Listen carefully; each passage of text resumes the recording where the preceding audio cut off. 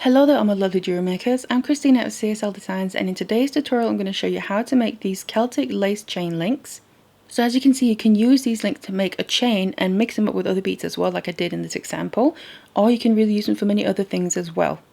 And what you'll find is that the Celtic lace embellishment on the bead is only on one side. So for instance, if you're making a bracelet, because you don't have the wire on the back side of the beads, it's also really comfortable to wear. But anyway, if you want to learn how to make them, then keep watching. So first of all, we need our wire, and I have two different gauges of regular round silver coated copper wire here. The first gauge is a 0.8mm. This is going to be used to make the wrapped loops with. Then I have a 0.5mm. This is going to be used to make the embellishment on the beads. And then of course we need our beads, and the ones that I'm using here are 16 by 12mm flat ovals. You can see there. Now this is just the size that I'm using for this example. You can use other sizes, so slightly smaller and larger as well, and you can make the same effect on the beads. It'll just look slightly different. So then what we need to do is cut some lengths of our wire, and what I have here first of all is a length of my 0.8mm. Now when I make chain links, I prefer to work with longer lengths of the wire that I'm going to be using for the wrap loops, just because there's less wastage. But it's up to you really how much you prefer to work with. You can work with short lengths, so a length per link, or you can work with longer lengths like I'm doing here. And then of the 0.5mm, I have three lengths here of about 20 centimeters each. And like I mentioned, these are going to be used to make the embellishment on the beads. So then the first thing we need to do to get going is start making our wrapped loops here, so we kind of have a base to work with. So I'm just going to use my usual techniques of doing that. So take my chain nose pliers, and I just want to make a wrap loop on one end first, so towards one end here.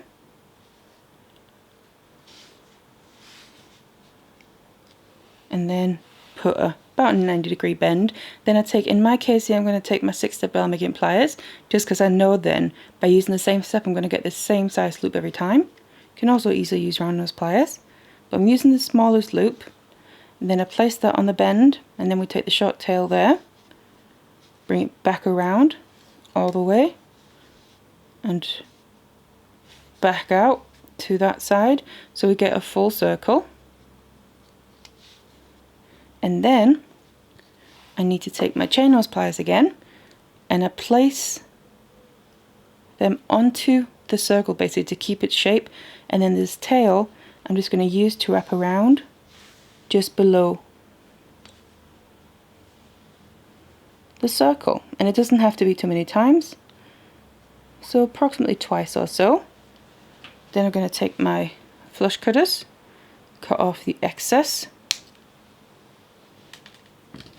And then always remember, when we've cut off some wire, take chain nose pliers or flat nose and just make sure to squeeze that down so the wire end isn't sticking out and scratching on anything. We want it to be comfortable to wear. So this is our first little wrap loop. So we now need to work off of this. So what we then need to do is grab our 0.5mm lengths, and I'm just doing one at a time here. We need to attach them onto the wrap loop that we just made. But what I'm going to do first of all is kind of find the middle of them. So just put the ends together and then just gently pull down this, so where we have a little curve, that's the middle. And then I grab my wrap loop and I put the 0.5mm here, the midpoint, behind. We don't have to work all the way down here just yet, but wherever you feel comfortable. And I kind of like to hold my finger on it, and then because we have the midpoint there, I can just bring one end back out, and the other end I'm going to simply just wrap around, so we end up with the ends of the 0.5mm here out to opposite sides, and make sure it's as tight as possible. So if you need to, you can also use some flat nose or chain nose just to push the wires together to tighten it up. And then you can see it moves on the wires, so we can literally just push it down. And then you just want to do the same with the remaining two wires as well.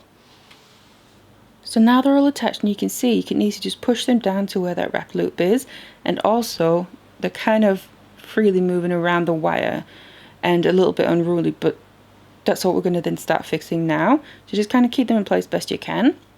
I'm pushing them down there, and then we need to add a bead. Just push that all the way down to sit basically where it won't go any further. And then we need to use these 0.5mm lengths that are kind of going out to both sides there to start making the design on top of the bead. Now this can be a little bit fiddly, so just kind of work with it the best you can. So what you'll find is you've attached these 0.5mm wires next to each other. So you're going to have one when you're facing this way here, that's kind of the bottom one, and then the middle ones, and then the top one. And what we want to do is start with the bottom ones. So it doesn't really matter what side you start from, as long as you kind of stay consistent. But I'm just going to take my right one here first of all, make sure, like I said, it's the bottom one. So just separate that out. Don't take the other two just yet. And make sure that bead is pushed down while you're doing this, best you can. And then we want to slowly just smooth it out with your fingers there, so there's no kinks in it.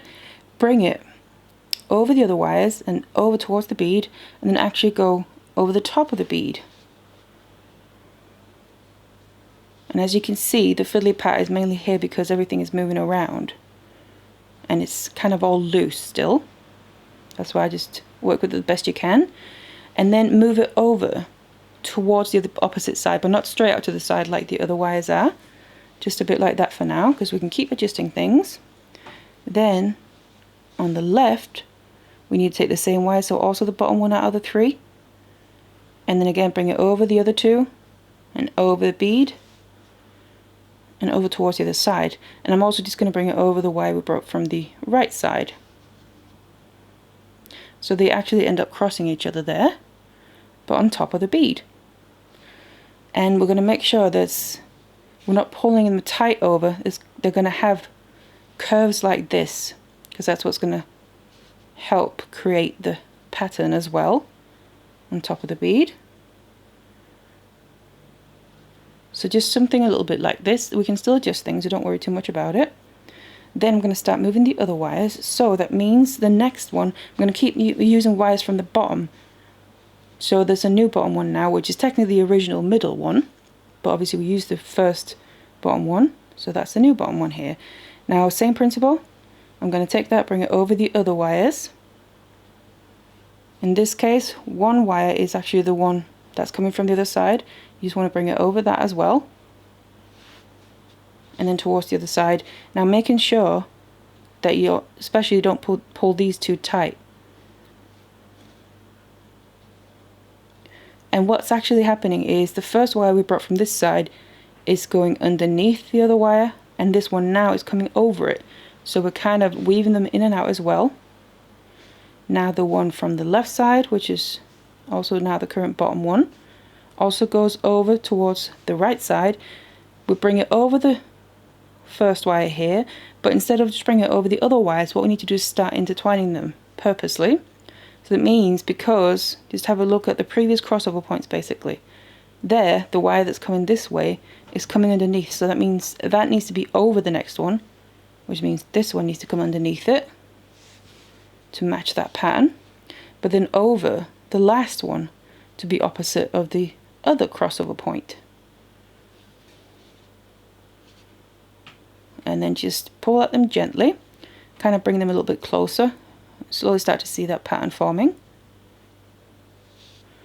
But then out to lay kind of next to the other one that's already on that side.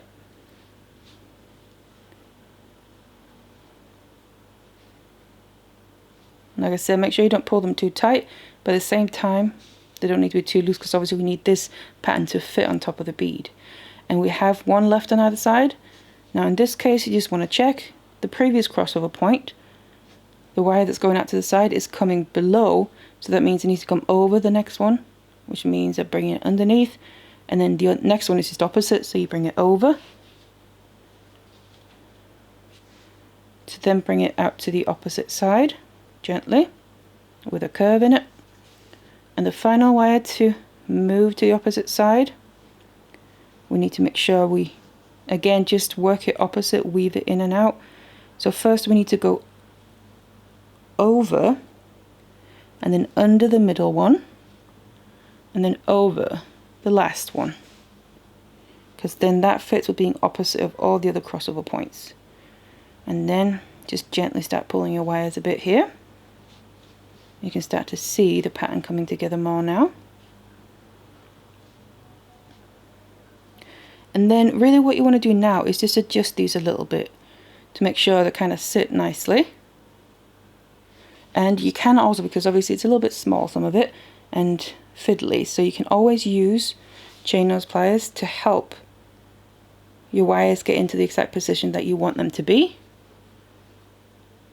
Because you have a little bit more control, you can actually kind of grab hold of a specific place on the wire.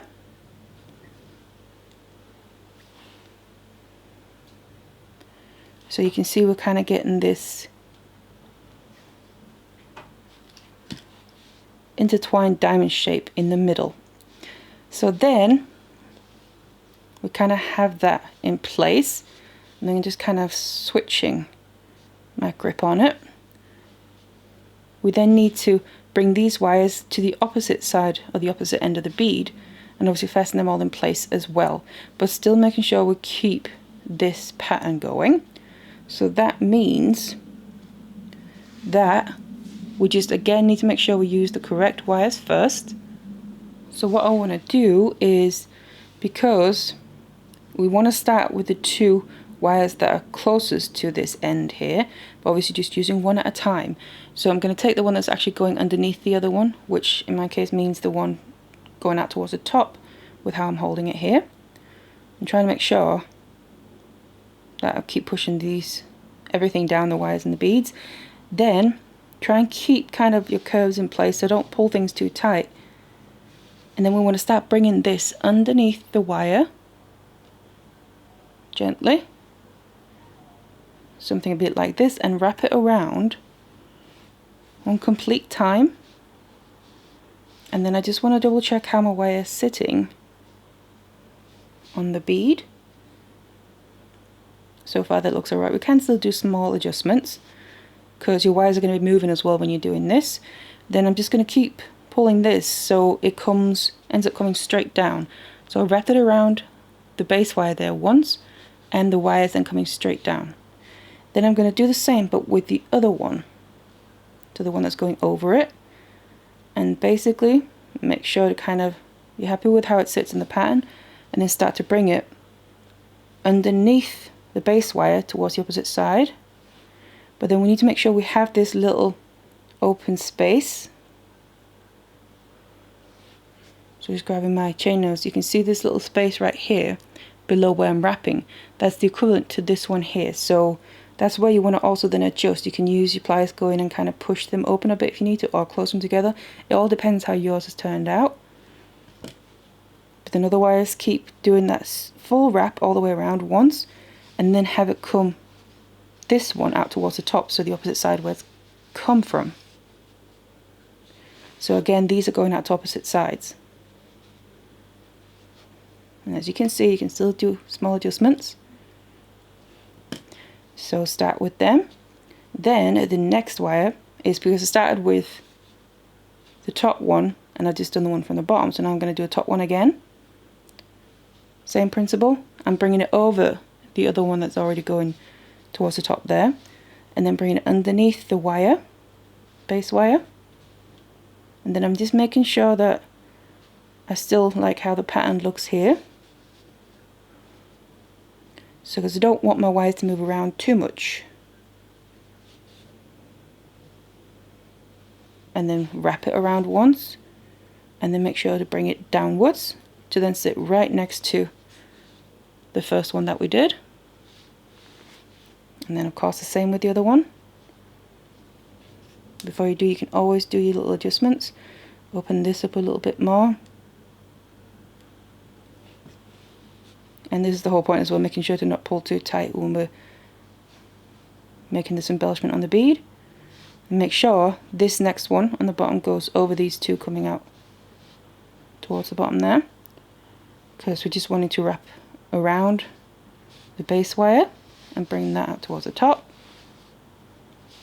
And you can slowly see it start to come together.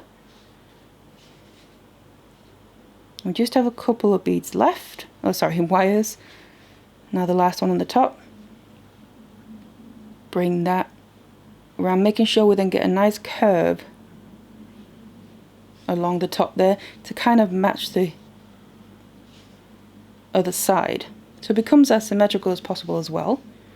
So over the two wires going out towards the top, and then underneath the base wire, and just wrap it around and then bring it straight down. So we now have 3 wires here coming straight down, and then as you can see, basically the top side is done now. So what I would just recommend is any little adjustments that you want to do on that side, do them now. If you need to open anything up or tighten anything or move any wires here in the middle, you can do that. The final wire, bring that around as well. Make sure you keep that curve on the bottom side and bring it underneath the base wire to do the full wrap, and bring it out to the opposite side. And there we go. I like to just kind of bring them out nice and tight, and then before we start finishing anything off or cutting anything off, just want to go through the embellishment on the bead just to make sure I'm happy with how it looks, because you still have the ends here to play around with, so kind of the extra wire. Otherwise, that is then the embellishment basically on top of the bead. I can see I just want to adjust a little bit, and this is where as well it's really handy using the chain nose pliers definitely over your fingers, because you can't really get in this little area with your fingers, whereas your chain nose pliers can literally just grab the wire exactly where you want it. And I'm mainly focusing on this kind of diamond in the middle, where there's kind of 4 diamonds inside of it, that be as symmetrical as possible, and then obviously the curves on the ends as well. So that is the embellishment. So all that's left to do now, when you're happy with it, is finish off the ends. Now I've already wrapped my wire around, and because I didn't want to add too much bulk to this end, because you want the ends to be as similar as possible, that is sufficient, and also is still secure enough.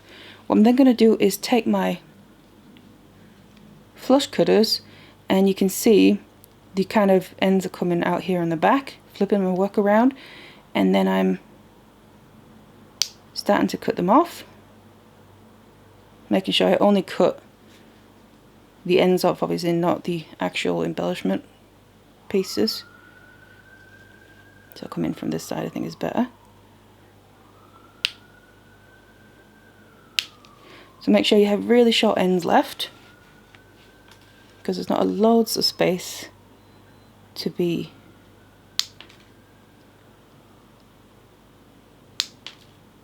wrapping the wire around.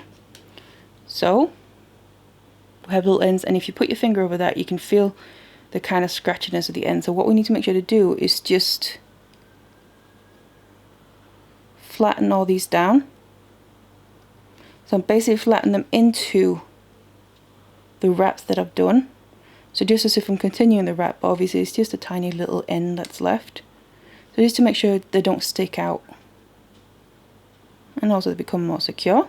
Of course, do that with all of them.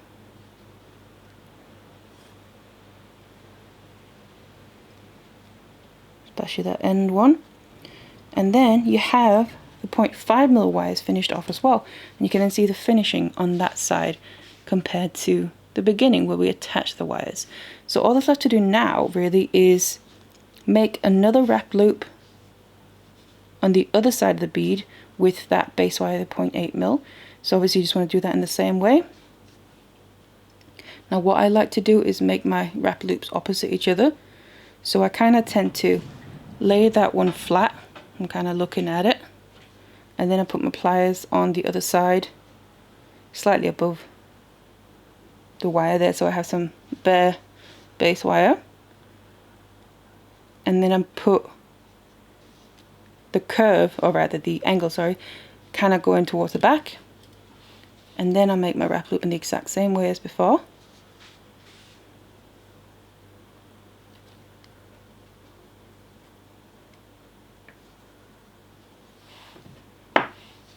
So do your full circle. Now obviously, if you're attaching it to someone, remember to do that along the way, if you're attaching it in that way. But just finishing off this one just to show you. And then wrap below. Again, just a couple of wraps is fine, just to basically fill in that space until you run into the other wraps. And there we go. Make sure, because we just cut off some wire, take your chain nose and squeeze that down.